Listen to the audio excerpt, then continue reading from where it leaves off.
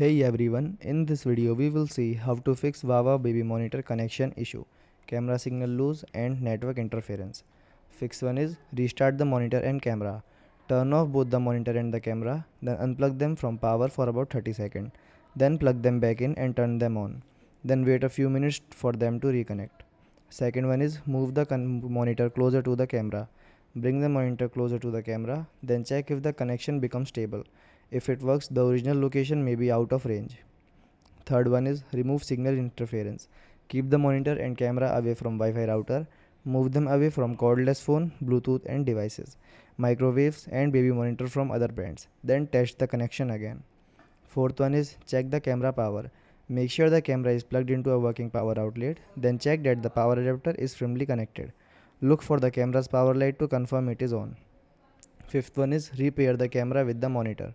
Open the monitor's menu, then go to camera setting or pair camera, then select the camera channel. Press the pairing button on the camera if required. Then wait until the monitors confirm the connection. Thanks for watching.